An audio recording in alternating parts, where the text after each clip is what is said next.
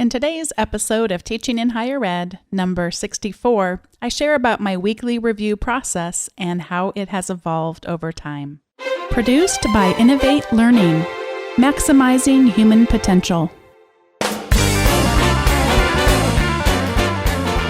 Welcome to this episode of Teaching in Higher Ed. This is the space where we explore the art and science of being more effective at facilitating learning. We also share ways to increase our personal productivity approaches so we can have more peace in our lives and be even more present for our students.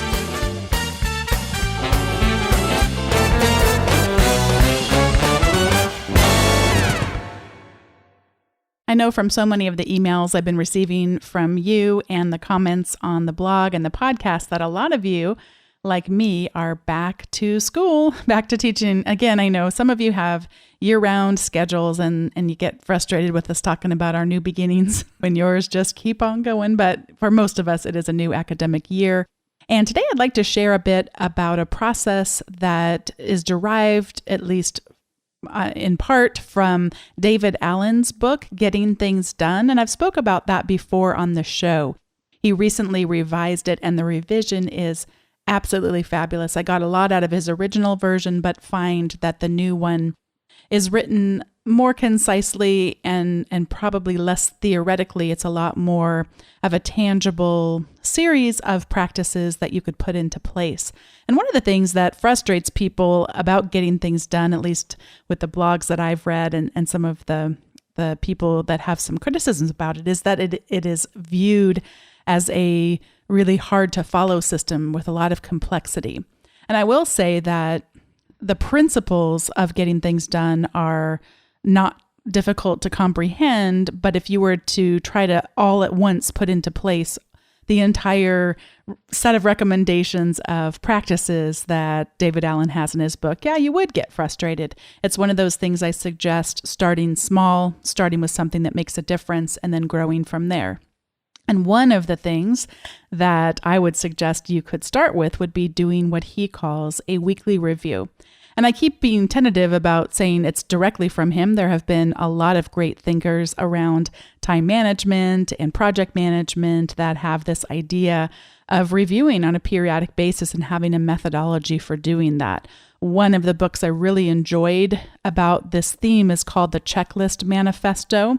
And I've talked about that before on the show. It's a wonderful book that encourages us to make more use of checklists and how that helps even when we theoretically should know what we have to do. He gives the example of airline pilots going through their pre-flight checklist and how doctors and physicians, actually lives are being saved today because of them following checklists, which in some cases are as simple as having the operating team, each one of the individuals, introduce themselves and talk about what their role is going to be in that particular surgery, and then reviewing what the surgery is going to entail. And you would think that seems a little too basic to be a life-saving practice, and actually you'd be wrong because it is an incredibly important life-saving practice that's been put into place. And he talks about that again more in the book, The Checklist Manifesto. One of the principles that David Allen talks about says, your mind is for having ideas, not holding them. And when we put into place a weekly review, it allows us to take a step back from all of the doing and all of the stuff that feels like it's being thrown our way, and to do some reflection and also to do some, what I would refer to as closing the loops, where there are things that have happened maybe during the past week that we missed capturing somehow in our system, and that gives us a time to circle back and to do that. I had a friend who used to work for the David Allen Company. Of course, David Allen is a great author. He also does a lot of consulting and workshops himself and has an entire team of people that are dedicated to doing that too. And she used to work for him. And when she started out with the company, I got to be her guinea pig, and I got a little bit of free coaching as she worked on honing her skills as a getting things done coach. And one of the themes that really stood out to me from that experience, it was such a really pleasant experience, was having a system you trust, and the importance of doing that.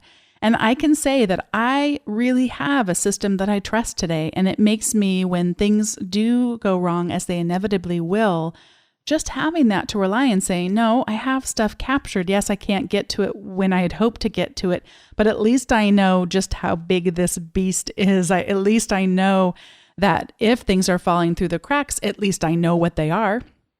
I have them captured somewhere and I can make plans for adjusting them when they turn out to just not be realistic to get done on a particular day or a particular week. Another thing that I really appreciated from her coaching was that it wasn't just that I received her coaching, but also received a whole package of materials from their organization, including what they are now calling the GTD methodology guides. And these are just laminated half sheets of paper that have the different processes for you to walk through to be following various aspects of the Getting Things Done model. These laminated guides include things like incompletion trigger lists. And the purpose of these trigger lists are to do the mind dump that they talk about, or the mind sweep that they talk about, where we get it all out of our head and we capture it into our system. And he has just different headings that are there and questions that you could ask yourself to try to pull out from your brain what things that you might not quite have captured yet. Also included in this methodology guides is a weekly review checklist. And that checklist, of course, is designed to coach you through the critical success factor of GTD, that weekly review, which I'm sharing about here.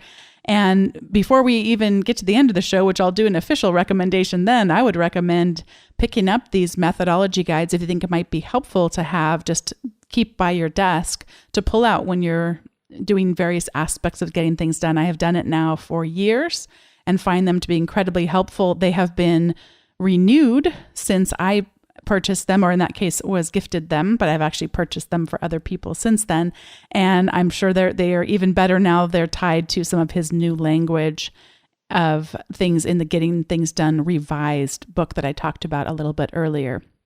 And all of these tools that I'm talking about, we are here in episode 64. So if you'd like to access these things in the future, you just go to teachinginhighered.com/64. And that is also where you can find a link to an article from Lifehacker, and it's their guide to the weekly review. And it'll walk you through a lot of the things I'm going to talk about in today's episode and have clickable links for you to access even more resources. So let's get to it now. As far as the weekly review, this is something that I actually do almost every week. I would say there are a couple of occasions during the summer when things weren't quite as busy, when perhaps I missed a week. I had the flu at some point in the last few weeks, didn't quite get that weekly review done. But actually, even though I didn't do the weekly review, when I was so terribly, terribly sick, I did go in and knew that my system had captured everything that needed to happen that week. And it included that I had scheduled with Rebecca, who was one of the recent guests on the Teaching in Higher Ed podcast. And I knew that I had scheduled with her, and this was just not going to happen because we're not going to be able to record a podcast while I've got the flu. Her name was Rebecca Campbell, by the way, on episode 62. And I was able to know that we had that scheduled. I was able to know that I wasn't going to fulfill that commitment, and she of course was completely understood that and was able to reschedule it and take care of things. But if I didn't have a system I could trust, if I hadn't been doing these weekly reviews, I would not have been able to feel as much at peace, that despite the fact that I wasn't able to watch the kids or do the things I would normally do during the summer weeks, despite that, at least I knew that the big things were not going to fall through the cracks. So I've been doing this for a very long time. Again, most weeks I do it. I have a monthly review process that I do too. And I'm going to talk a little bit about what David Allen recommends versus what I do, because there's a couple of things that he does. He recommends on a weekly basis that for me just aren't realistic to look at on a weekly basis, that I bump to my monthly review. So there are 3 big buckets of things that we want to accomplish in our weekly review. Number 1, we want to get clear. And that's all about the process that we talk about in the quote that I read earlier. Your mind is for having ideas, not holding them, David Allen says. We got to get all of that stuff out. So that's getting clear, is about dumping out all of the stuff from our brain. but also dumping all the stuff out of our bags and out of the little receipts that are tucked in there, or the little loose papers that are tucked in there. And I'll talk about my process for getting clear. The second thing is get current. And in that process, it's all about bringing up to date our calendars, our projects, any checklists that we have, things that are on checklists, that type of thing. And then lastly, we get creative. We don't want to forget about the aspect of, it's not just about taking care of checking the boxes that are predefined by other people, which comes a lot of times through email, of course, and phone calls too, but emails where we get into this rut sometimes. But we also want to be thinking about our own careers. We want to be thinking about our research. We want to be thinking about our teaching and getting more creative on that and having a time and a place for doing that. So that's what I'm going to walk you through now, what I do to get clear, what I do to get current, and what I do to get creative. Let's start with the weekly review aspect of getting clear. The first thing that I do is to process all of my different inboxes. And by inboxes, sometimes I mean a physical inbox. I have essentially 2 physical inboxes. I have an office at the university where I teach, and there's an inbox there. There is an inbox that is in my home office here, but there's other places where things may wind up too. If a student were to hand me something in a class, that would go into a folder that is inside of my work bag. And I always try to make sure it goes into a folder and not into the bottom of the bag, because on more than one occasion, I have thought that I have lost a letter from a student, and it was actually crumpled up into the most magnificent crumple at the bottom of the bag that it could not even be seen from looking in the top of the bag. It was so crumpled. I had to learn my lesson the hard way. I always put things in folders if I'm on my best behavior. And then occasionally here at home, you can imagine this, my office is on our 3rd floor. It's essentially a 3rd floor loft office. And occasionally things get put at the bottom of the stairs, completely understandably. So that would be another inbox that I have too. And these are the various physical inboxes that I might need to process through, see what's there. I've talked about this app before on the show, but I'm just going to mention it in case you're a recent person who started listening. I am not a big paper person. And anytime I can quickly take paper and turn it into something electronic, that makes me really happy. And the faster I can do that, the better. The app that I like to use for that is called Scannable. There are, of course, a lot of these apps that exist to scan things, scan physical papers, and to save them somewhere. The reason I like Scannable is that it's made by Evernote, and therefore it makes getting a document into Evernote a relatively easy process. And with Scannable, it's as simple as opening up the app, placing whatever paper it is I want to capture on a desk. If that desk is a dark surface, even better, because it's automatically going to erase the background, as in the desk, and it's only going to capture the paper, and it's automatically going to straighten it, and it's automatically going to adjust the lighting of the phone and the darks and lights on the actual image that it's creating to be very readable, and it does this fast.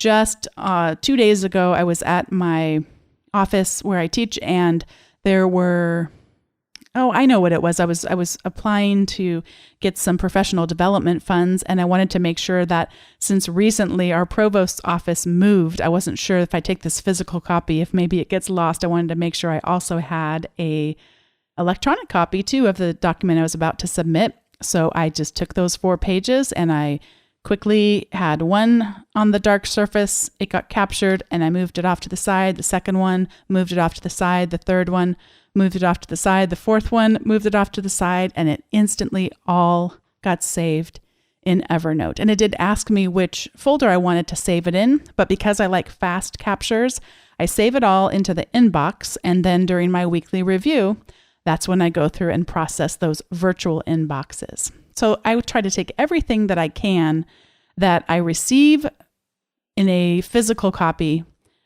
and make it electronic. And if there's no need to save that, then that document either goes in the trash or it gets shredded if need be.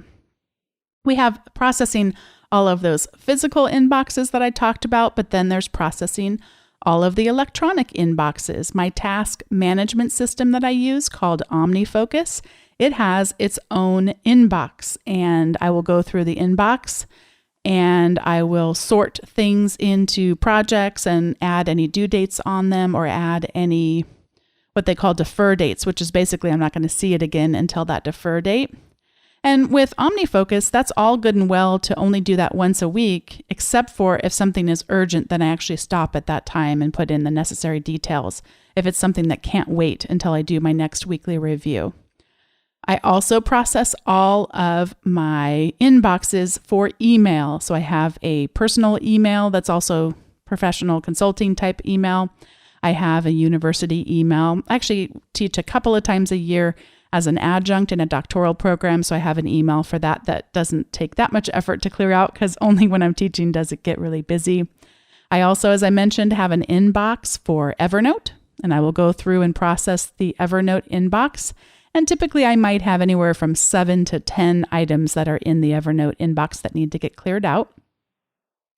I have a Drafts app on my phone, and the Drafts app is wonderful because it's also a really quick way of capturing things, but I don't want to forget that something's there. Now, one of the things I like about the Drafts app is that it actually has the ability to turn on a badge that tells you how many drafts are sitting there waiting for you to attend to. But I also, of course, want to capture that in my weekly review so I don't forget about doing that too. One of the systems, which I talked about maybe 6 months ago on this show, maybe longer, was that I was not very good at remembering to go back to my voicemail. If I had listened to a voicemail on my phone, it's out of sight, out of mind. It no longer has a badge that shows that there's a new voicemail because I've listened to it. So it's like having a read email versus an unread email, and I would forget about it. But on that show, I said, I need to add that to my weekly review. And in fact, I did. And now I'm happy to report that it's no longer a problem. Of course, the only problem would be if it was a call I needed to return urgently. I would not get back to that until my weekly review. But most phone calls I receive are not urgent. And if they are, I can always put that in my task manager right away and not rely on this methodology. Another recent thing that I added to my weekly review is going in to process new bookmarks on Pinboard. Pinboard is the bookmarking service that I use. I'm going along reading the news, reading blogs. I use a program called Newsify, and I've talked about that previously with Dave on a prior show, but whatever it is I'm using to read, I've got it quick and easy to save bookmarks to Pinboard, but then I want to make sure and share the ones that I think would be particularly relevant to my community. And so I'll go in there and I'll make sure that all the new bookmarks that I've saved have a tag associated with them. I want to make sure they're nice and categorized so I can make use of them in the future. And then I will save some of them to my Buffer account. That's BUFFERAPP as in bufferapp.com. I will save things there so that it spreads out my sharing throughout the week and people can enjoy those resources that I decide to share there. And then, of course, the last part of getting clear is that mind dump. And that's where I go in and I might use those trigger lists that I shared about that the David Allen Company did. I don't always find myself needing to do the trigger lists because sometimes it just is free flowing and I'm able to have that information just come out of my brain by looking at various projects. The OmniFocus app that I use also has a review process where you review various projects at either the same time or different times each week. You can set it up however you want to, and that generates a lot of my mind sweep or my mind dump, as the case may be. That was getting clear. Now let's talk about how to get current. One of the things I do is I go back and look at my prior week's calendar. And that's where I look and see, I think back to the classes that I taught that week. I think back to any committee meetings that I had or department meetings that I had. And are there any loops that are still out there, any commitments that I made or things that didn't go well and I want to adjust for in the future? And that's where I capture those in the form of action items. It makes a huge difference to me to go back and look at that week and see if there's anything that needs taken care of. And then for me, timing wise, what tends to work is to look forward 2 weeks in my calendar. I find that 1 week is not enough. 1 week, I'm going to find something that pops out that next week, especially because I'm responsible for, we've divided up the work in our household. I do the vast majority of the scheduling for our childcare. We have a couple of gals who come in and watch the kids a few half days or full days a week. And boy, if that second week, if something's fallen through the cracks there, I'm going to want to know it so I can make any necessary adjustments. Call my mom. Mom, can you come up? You know how it is. Some of you know how it is. So that reviewing the calendar, I look out 2 weeks and I look back 1 week. And then I also review what's called a waiting list. If I have delegated something to someone, then that goes on my waiting list. Or in some cases, if I have a podcast guest who says, I'd love to be on your podcast. That sounds great, but I'm in the middle of a book deadline. Can you get back to me in 2 months? I put them on a waiting list. And in that case, I defer it out until the 2 months. So I don't even see it when I'm reviewing the waiting list until it pops up again. It's a really convenient thing. I also have where if I have said, right now, my husband Dave and I are thinking about going to see Tommy Emmanuel, which I have recommended, by the way, a video on a prior show. Maybe you remember hearing his great guitar. And we were thinking about maybe going down to San Diego to see him perform. And now I have in my @Dave agenda item on my task manager to talk to him about that and coordinate and see if we're actually going to try to do it in January. So that's a little bit about getting current. The last part of the weekly review, as recommended by David Allen, is to get creative. And here's my confession. I do not have weekly items associated with what he calls getting creative. And that is reviewing the someday maybe list, adding any new projects in that need to be added, or refining the system of the weekly review, refining the system of the monthly review, just making sure that the GTD system is working well. Why do I not do that in my weekly review? I just don't have that many things on my someday maybe list that it makes sense to review on a weekly basis. I would find that I would probably not take it as seriously as I do now. And it just isn't a good system for me. So for me, if I'm going to have these things that are someday maybe, that's going to be on a monthly basis. And that's what I bump down that get creative category of things to a monthly review. And I just really don't have that in the weekly review. I might change that at some point in the future, but that's just where things stand now. So I'll share just a little bit then about my monthly review. I have a get current where I look at all the project lists again and make sure that is there any new projects that should be added or ones that should be completed. As an example, I got the great satisfaction when the semester started. I have a category of things where it's prep this class. So in this case, prep BUSN 114, 2015 fall. I have a project called prep BUSN 114, 2015 fall. And that project just got completed. Then I have a project called Teach BUSN 114, 2015 fall. To me, prepping for a class is things like the syllabus and things like the calendaring, the class planning system that I have and syncing it to the online calendar. Once that semester starts off and I begin teaching, then the prep is over. I mean, obviously I still prep during the semester. I cannot settle myself down and I can't stop tweaking my classes. I don't mean that I don't prep every single week of classes. I just mean that that's still then, I call that the teaching process, that even the preps that happen during those weeks. So I have a projects list that I go and review for my monthly review. I review the areas of responsibility. This is something out of the David Allen, but I took it from Stephen Covey early on, looking at the different roles that we have in our life. Yes, I'm a professor. Yes, I'm on this committee. Yes, I'm a member of a department, but I also am a mother and I'm also a spouse. And looking at those various areas of responsibility is helpful to do.